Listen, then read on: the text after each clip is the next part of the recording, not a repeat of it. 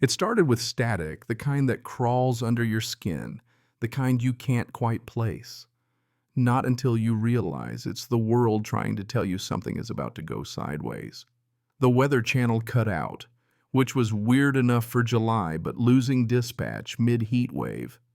That's when you know someone's playing with fire on a frequency they don't understand. And brother, I've worked too many disaster calls to take that lying down. There I was, sweating through my shirt on the edge of my yard, squinting across the cul-de-sac at this shiny, cockeyed antenna up on the neighbor's roof, the thing practically humming with trouble, sunlight bouncing off it like some kind of come mess with me signal. I heard this weird low hum too, not just a little background noise, but the kind that settles in your chest, makes the hair on your arms wake up. "Are you serious?" I muttered. Thumbing my walkie control, "This is station lead to Nerdo, you copy?" Just static. Then this brain-melting screech like someone raking metal on glass. My heart dropped because this wasn't just interference, this was a full-blown jam. See, you don't mess with public service comms in July, not when the guy living 2 houses down is the same dude who coordinates emergency response for half the county and has a suspicious number of fire extinguishers in his garage. Yeah, that's me. So I stomped down my driveway, boots grinding on sun-baked gravel, hot wind in my face, my hand brushing the scanner on my belt, like I might draw it on whoever was screwing around. But deep down, I already knew. The Pendergrass sisters, Mindy and Tamara, HOAs, nightmare twins, decked out in matching athleisure and identical shades of artificial tan, standing between suburban peace and total neighborhood meltdown. These two have been gunning for me for months. My tool shed's too old, my truck's too visible, and apparently my ham radio tower is a threat to their carefully curated aesthetic. So guess what I find myself facing down Tamara, who's out front, fake watering a hydrangea that's been dead since Memorial Day, Bluetooth speaker blasting the kind of synth pop that ought to be a crime in itself. She freezes, tries that smile, that's all teeth. "Well, hello, Mr. Turner. Beautiful day. Huh? I'm not playing. You got any idea what you've done?" And wouldn't you know, Mindy pops out the door behind her, arms crossed, just itching for a scene. "Excuse me, do you always charge onto people's lawns, yelling like a lunatic?" I step one boot onto their precious grass. "Do you always install illegal frequency jammers 2 stories above your HOA mandated rain gutter?" Tamara's face cracks for just a split second. Then she's back to giggling. "Oh, that antenna. We're just getting into radio. Girls can do tech too, you know." I nearly lost it. "You're jamming federal emergency frequencies. That's not a hobby, that's a federal crime." Mindy does a little gasp, hand to her chest. "Oh no. Arrest us, Mr. Dispatcher Man." It would have been funny if it wasn't so dangerous. Right? Then my walkie burst to life. "Heat stroke case sector 4. Response team. Can't raise base. Repeat.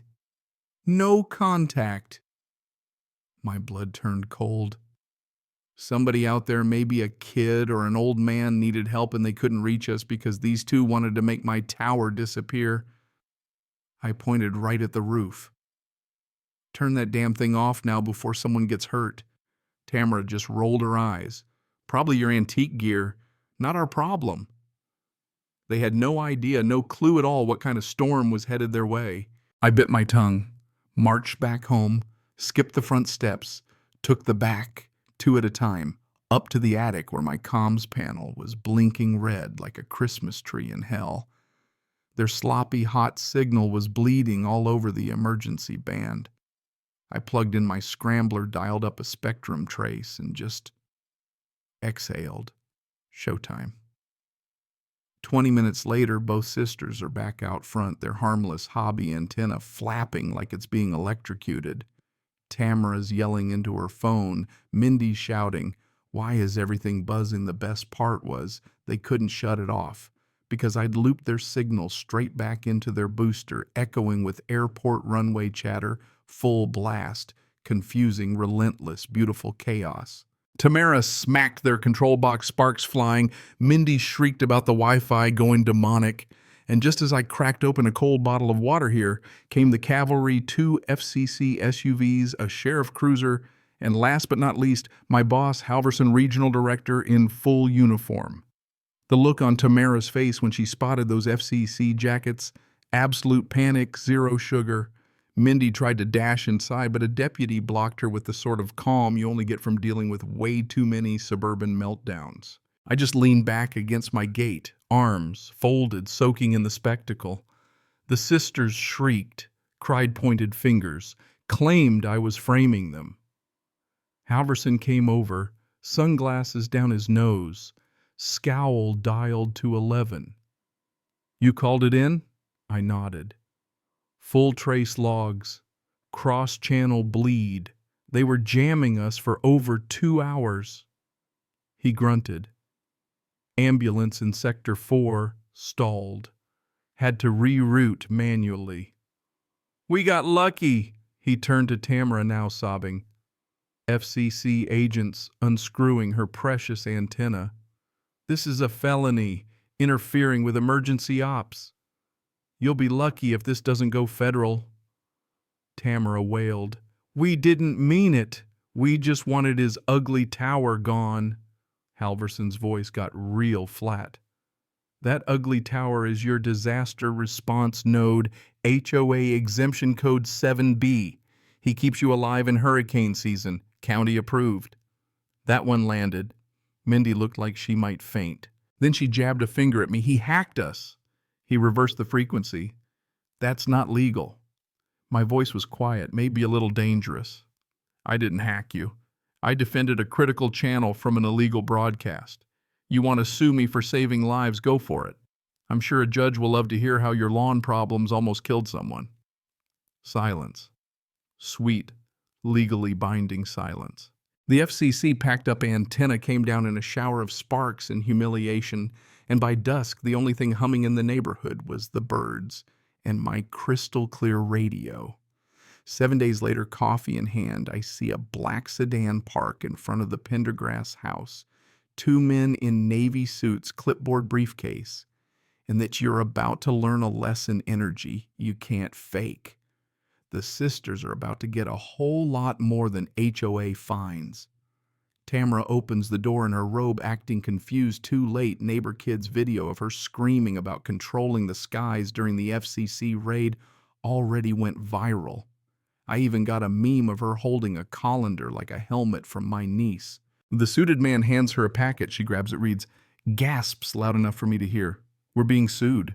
The other guy just says, "Criminal interference, endangerment of public safety, and class action civil suit pending from emergency responders. You've been served." Mindy bursts out, clutching her dog like a magic shield. "This is ridiculous. We didn't hurt anyone." I just shake my head. "No, but you sure tried." "Sure." Word got around fast. Neighbors stopped saying hi at the mailbox. HOA meetings went dead silent when the sisters walked in.